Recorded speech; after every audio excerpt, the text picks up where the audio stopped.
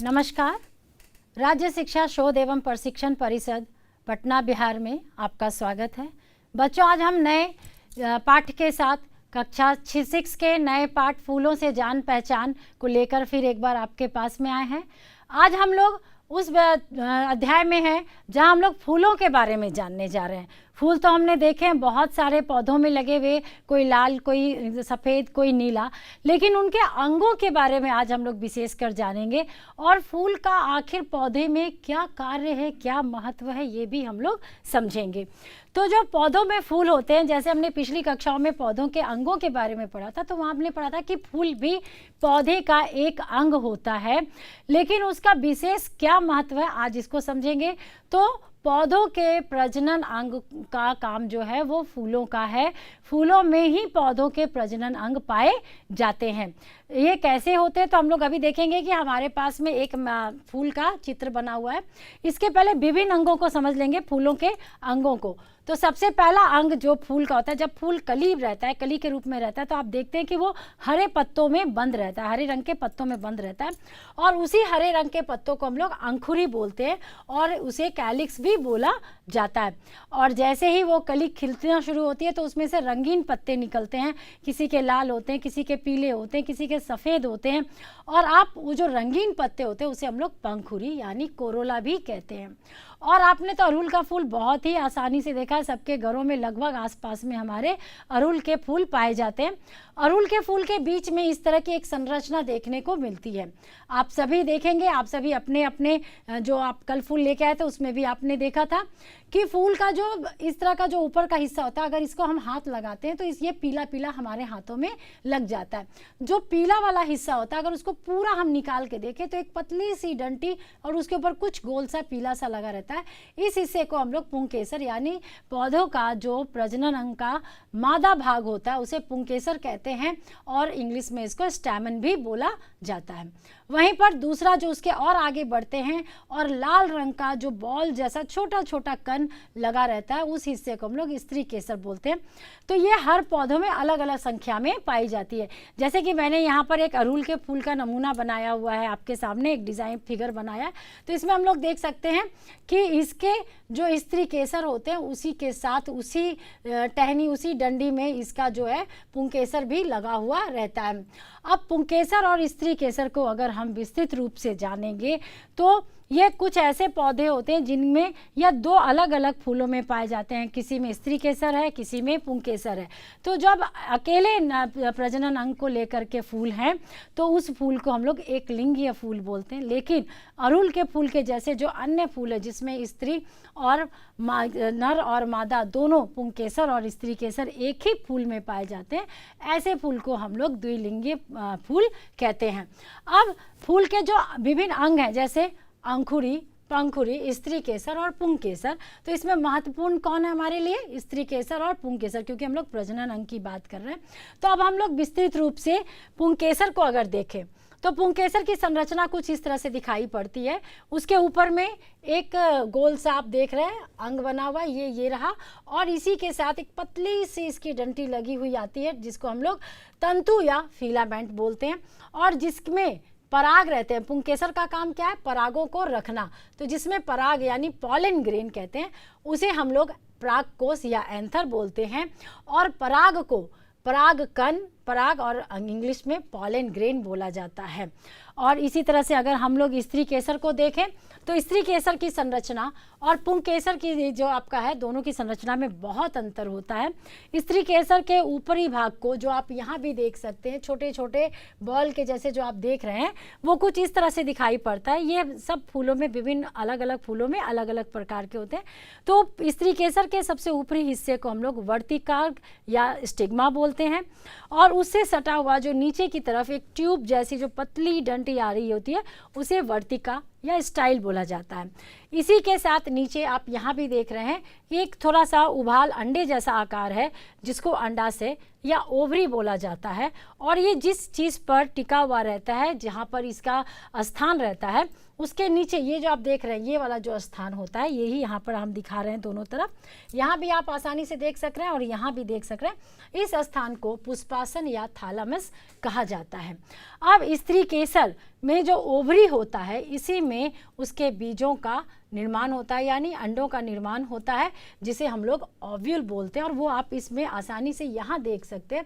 ये चीज़ हम लोग देख सकते हैं अपनी क्या कहते हैं आने वाली कक्षाओं में, जब हम लोग फूलों का प्रत्यक्ष गतिविधि करेंगे, फूलों का प्रयोग करेंगे, तब हम लोग उसमें देखेंगे कि अंडाशय में अंडों का रूप कैसा होता है। और अभी हम लोग जब देख रहे हैं तो हम लोग सबसे महत्वपूर्ण चीज़ हमें इसमें यही समझना है कि जितने भी हमारे पौधे हैं, पौधों का एक अंग फूल भी होता है, और उसका महत्वपूर्ण कार्य क्या है, वह रंगीन तो होता ही है, कुछ सफ़ेद भी फूल होते हैं, लेकिन यह पौधों का प्रजनन अंग को रखता है, जिसमें पुंकेसर और स्त्री केसर आता है। और ये पुंकेसर और स्त्री केसर, इन्हीं की मदद से नए फल का निर्माण होता है। नए फल कहाँ पे निर्माण होते हैं? जो हमारे स्त्री केसर का जो अंडाशय होता है, यही आगे चल के बढ़ के, जिसे ओवरी कहते हैं, ये बढ़ के फल में परिवर्तित हो जाता है, और इसके अंदर में जो बीज होते हैं, वो ओव्यूल जो होते हैं, वो बीजों में परिवर्तित हो जाते हैं, और फिर वही बीज आगे नए पौधों को उत्पन्न करने के लिए प्रयोग किया जाता है। लेकिन कुछ ऐसे पौधे होते हैं जिनमें कि स्त्री केसर और पुंकेसर अलग अलग फूलों में पाया जाता है, यानी एक लिंगी और द्विलिंगी जो पौधे होते हैं, उनमें भी इसी तरह से फलों का निर्माण होता है, और उनके बीजों को भी हम लोग आगे नए पौधों के निर्माण के लिए प्रयोग में लाते हैं। तो बच्चों, यह था हमारा आज का जो हमारे कक्षा थी, फूलों से जान पहचान। अब हम लोग अपने आने वाली कक्षाओं में इन्हें प्रत्यक्ष विभिन्न फूलों के साथ करके देखेंगे। इनके एक एक अंग को हम लोग आसानी से और अपने हाथों से इनके ऊपर कार्य करके देखेंगे। क्या सभी के फूल, सभी के रंग एक जैसे होते हैं? सभी फूलों में एक जैसे पंखुड़ी का संख्या रहता है, निर्माण रहता है? अंकुरी भी सभी में पाए जाते हैं या नहीं पाए जाते हैं? और स्त्री केसर और पुंकेसर का जो स्थान होता है, जो संरचना होता है, क्या वह सभी फूलों में एक जैसा पाया जाता है? तो इसके लिए हम लोग अपने अगले कक्ष में, जिस गतिविधि वाले कक्ष जो हमारी कक्षा होगी, उसमें हम इसे प्रत्यक्ष देखेंगे। तो सबसे पहले आज हम लोग फूलों को देखेंगे कि हमारे पास में यहाँ पर दो प्रकार के फूल हैं। क्या दोनों एक जैसे हैं? नहीं, दोनों का रंग अलग है, दोनों का आकार भी अलग है। इसके अलावा क्या इनमें कुछ समानताएं हैं या भिन्नता है और ज़्यादा, इसे हम देखेंगे। तो देख सकते हैं कि जो हमारा ये सफ़ेद रंग का फूल है, इसके नीचे में किसी अलग तरह की कोई पत्ती नहीं है, लेकिन वहीं हम इस फूल को देख रहे हैं तो जो हमारा लाल रंग का पत्ता है, उसके नीचे दो बार, एक और दो लेयर में, दो परतों में हरे रंग के पत्ते भी पाए जाते हैं। अब ये क्या है? तो अगर फूल हैं तो क्या सारे फूल एक जैसे होते हैं? तो नहीं, एक जैसे नहीं होते हैं। उनका पुंजदल भी अलग अलग होता है, वो अलग अलग सर्किल में, अलग अलग गोलार्ध में तैयार होते हैं। तो सबसे पहले हम भागों की चर्चा करेंगे। तो जो पुष्प का जो सबसे नीचे जो हरे रंग का भाग होता है, इसे हम लोग कैलिक्स कहते हैं। इसे हम लोग क्या बोलते हैं? कैलिक्स बोलते हैं। और ये जो रंगीन पत्ते होते हैं, जिसे पंखुड़ी बोलते हैं, तो कैलिक्स, अंकुड़ी, रंगीन पत्ते, पंखुड़ी, और अंग्रेजी में इसे हम लोग क्या कहते हैं? कोरोला भी बोलते हैं। अब इसे अगर हम खोल के देखें तो हमें कैसा दिखाई पड़ता है, आप देख सकते हैं। इसे हम एक एक करके तोड़ेंगे, आप देख लीजिए। 1, 2, 3, 4, 5 और ये रहा 6। हमने देखा कि हमारे जो सफ़ेद रंग के फूल थे, सफ़ेद रंग का जो फूल हमारे पास था, इसमें 6 पंखुड़ियाँ हैं। लेकिन पंखुड़ी के हटाते हुए इसमें हम अन्य और 2 भाग देख रहे हैं। एक ये पीले रंग का, और दूसरा आप देख सकते हैं ये सफ़ेद रंग का। आप इसे अच्छे से देख रहे हैं कि इधर कुछ पीले रंग के भी हिस्से हैं और एक मात्र सफ़ेद रंग का हिस्सा है। ये क्या कहला है? जो ये पीले वाले भाग है हमारे फूल के, जो पंखुड़ी के साथ सटे हुए हैं, अगर हम देख सकते हैं तो ये पंखुड़ी के साथ सटे हुए हैं। इस पीले रंग के भाग को हम लोग पुंकेसर कहते हैं, यानी कि ये मेल पार्ट है। और ये व्हाइट रंग का जो आप सफ़ेद रंग का एक अकेला देख रहे हैं, इसे स्त्री केसर यानी कि ये फीमेल पार्ट है। इसीलिए हमने पूर्व की कक्षाओं में भी देखा था कि जो पौधों का जो प्रजनन अंग होता है, जैसे हमने ये देखा था कि पौधों का प्रजनन अंग क्या होता है, उसके फूल होते हैं। पौधों के प्रजनन अंग फूल होते हैं, लेकिन कुछ पौधे होते हैं जिसमें फूल नहीं होते हैं, और होते भी हैं तो उनको बिना फ्लावर के यानी बिना बीज के भी हम नए लगा सकते हैं। ये हमने पिछली कक्षा में देखा था। और इस कक्षा का जो हमारा महत्वपूर्ण उद्देश्य है कि पौधों के प्रजनन अंग के विषय में हमें जानना। तो अभी हमने क्या देखा कि जो पुष्प का जो निर्माण होता है, जो उसका ये आपका डिज़ाइन जो होता है, उसमें पहला अंग अंकुरी, जिसे इंग्लिश में कैलिक्स बोलते हैं, उसके रंगीन पत्तों को पंखुड़ी यानी कोरोला बोला जाता है, और उसी के अंदर में उसके प्रजनन अंग स्त्री केसर और पुंकेसर दोनों पाए जाते हैं। आप अब एक आराम से हम लोग इसके पुंकेसर के बारे में अगर देखें तो हम देख सकते हैं कि पुंकेसर कैसा है। इसको हम लोग आराम से आप देखिए, इसके दो भाग है। ऊपर वाला हिस्सा आपका पीले रंग का है, ऊपर में पीले रंग का है, और उसके नीचे एक डंटी लगी हुई है उसमें, जो अलग से आप देख सकते हैं, इसमें बहुत ज़्यादा जोड़ नहीं है। ये आपका पुंकेसर का दो हिस्सा है, जिसे कि हम लोग एंथर और फिलामेंट भी कहते हैं। इसी पीले वाले हिस्से में हम जो पुंकेसर है उसी में हम लोग इसके जो नर के जो होते हैं वो हिस्से देख सकते हैं, जिसे पॉलन ग्रेन भी कहा जाता है। आप देख सकते हैं ये बहुत आसानी से हाथों में लग जाते हैं, इसे हम लोग पॉलन ग्रेन कहते हैं। वहीं अगर हम स्त्री केसर को अच्छे से देखें तो स्त्री केसर के ऊपर वाले हिस्से में हम एक अलग का आप डिज़ाइन देख सकते हैं, एक अलग संरचना है, जिसे कि 3 हिस्सों में ये बटा हुआ है और ये बहुत नीचे तक जा रहा है। लेकिन इसके आगे हम इस फ्लावर में, इस फूल में इसके आगे के अंगों को नहीं देख सकते, लेकिन इसके आगे के अंगों को देखना अगर पौधों में, तो हम एक अड़हुल का या आप कदीमा का फूल या कद्दू का फूल ले करके उसे आसानी से देख सकते हैं, जैसा कि आप इसमें देख रहे हैं। इसमें हम लोग देख रहे हैं बहुत अच्छे से, आप इसमें देख सकते हैं इसके विभिन्न अंगों की संरचना। रंगीन भाग के बाद ये वाला जो आप बीच का हिस्सा अगर हम इसको निकाल लेते हैं तो ये आपको इस तरह से दिखाई पड़ेगा। ये रहा आपका पुंकेसर, और ऊपर में जो 5 हैं वो इसके स्त्री केसर हैं, और इसी से जब ये पूरी तरह से विकास कर जाता है तो आसानी से इसके अंदर के हम जो इसका अंडकोश होता है, जिसे ओवरी बोलते हैं, जो आगे चल के फल का रूप लेता है, उसे हम देख सकते हैं। ये देखिए आप इसमें आसानी से आप इसको देख सकते हैं कि इसके जो अंडकोश है, जिसमें कि अंडाशय भी हम बोल सकते हैं, ओवरी ओव्यूल, इसके बहुत आसानी से आपको दिखाई पड़ जाएंगे। और अगर इसका विस्तृत रूप देखना चाहते हैं तो हम किसी फल को ले सकते हैं, क्योंकि फूल के बाद फल का निर्माण होता है और उसमें किस तरह से उसके बीजों की व्यवस्था होती है ये आप इसमें देख सकते हैं। एक फल में हम देख रहे हैं इस तरह से बीज है, हमने दूसरा नींबू का फल देखा, उसके बीज भी हम देख रहे हैं कि बीच में किस तरह से चारों तरफ से वो सजे हुए हैं। आप उनके बीजों को भी आसानी से निकाल के देख सकते हैं। वहीं दूसरा फल है हमारे पास मिर्च का, आप इसके भी बीजों को आसानी से देख सकते हैं अगर हम देखना चाहें तो। इसीलिए फूलों को हम लोग पौधे का प्रजनन अंग भी बोलते हैं। तो क्या सभी पौधों में एक जैसे प्रजनन अंग, एक जैसे ही फल के विकास का आधार होता है? नहीं, कुछ ऐसे पौधे होते हैं जो द्विलिंगीय फूलों को रखते हैं, कुछ ऐसे होते हैं जिसमें एक लिंगीय फूल पाए जाते हैं। द्विलिंग फूल कहने का मतलब बाइसेक्सुअल फ्लावर, जिसमें एक ही फूल में नर और मादा दोनों प्रजनन अंग पाए जाएं। लेकिन कुछ ऐसे फूल होते हैं जिसमें दोनों अलग अलग फूलों में पाए जाते हैं। जी हाँ, तो आप जैसे कद्दू, नेनुआ, खीरा ऐसे अगर पौधों को देख रहे हैं तो इसमें हम देखेंगे कि इनका नर फूल अलग होते हैं और मादा फूल अलग होते हैं।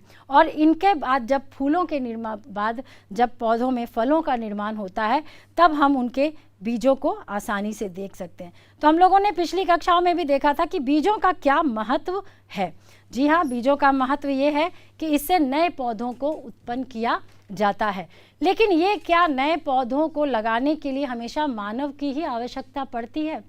तो इसके लिए हम लोग कुछ अपने आसपास की चीज़ों पे नज़र दौड़ाएंगे।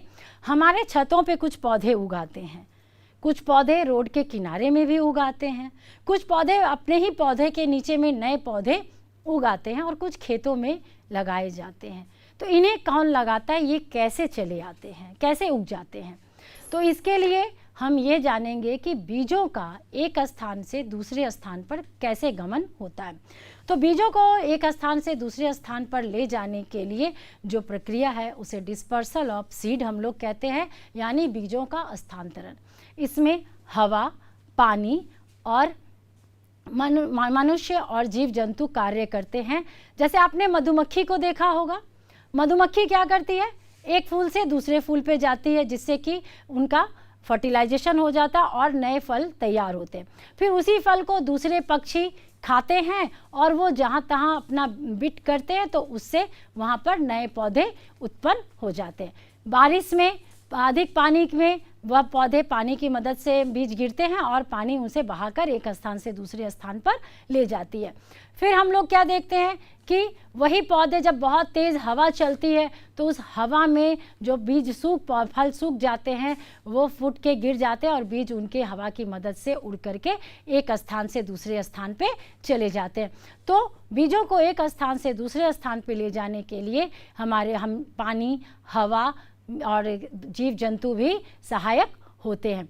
तो ये जो आज हमने जो पाठ देखा, ये पाठ थे फूलों से जान पहचान। तो हमने जो निष्कर्ष निकाला वो क्या निकाला, सभी फूल एक जैसे नहीं होते हैं, सभी फूलों के एक जैसे अंग नहीं होते। जैसे अभी हम देख रहे थे कि जो हमारे सफ़ेद फूल थे उसमें 6 पंखुड़ियाँ थी, लेकिन जो हमारा लाल रंग का फूल था इसमें 5 पंखुड़ियाँ थी। इसी तरह कोई ऐसे फूल होते हैं जिसमें बहुत ज़्यादा पंखुड़ियाँ होती हैं, कुछ ऐसे होते हैं जिसमें कि बहुत कम।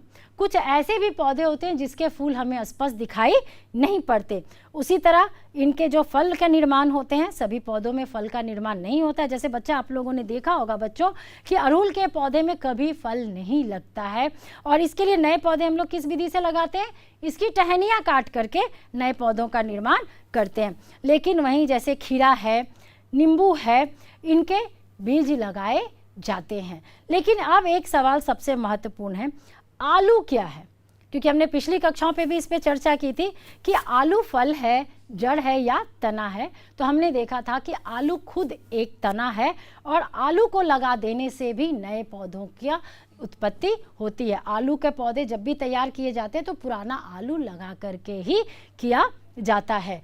अब हमारा जो आज का मुख्य जो प्रश्न था वह प्रश्न क्या है कि पौधों के कितने भाग होते हैं? तो पौधों में मुख्यतः 4 भाग होते हैं। ये आप देख रहे हैं, इसे हम लोग अंकुरी बोलते हैं। जो फूल के नीचे के जो भाग होते हैं उसे हम लोग क्या बोलते हैं, अंकुरी। पौधों की जो रंगीन फूलों की जो रंगीन पत्तियां होती हैं उसे पंखुड़ी, और उसी के बीच में नर भाग जिसे पुंकेसर और मादा भाग जिसे कि हम लोग स्त्री केसर बोलते हैं।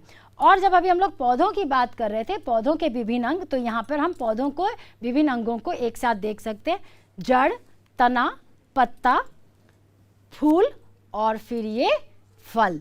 इतने भाग जो होते हैं ये पौधों के भाग हैं। तो आज हमने इस पाठ के माध्यम से पौधों के पूर्ण भाग के बारे में चर्चा कर ली। जड़, तना, टहनियाँ, पत्ते, फूल और फिर उसके बाद फल। और फल की उत्पत्ति होने के साथ साथ किस चीज़ की उत्पत्ति होती है, बीजों की उत्पत्ति है। आप आसानी से देख सकते हैं कि फलों में बीज भी पाए जाते हैं जिनका जो नए पौधों के उत्पन्न करने के लिए सहायक होते हैं। तो इसी के साथ आज का यह हमारा पाठ समाप्त होता है। नमस्कार।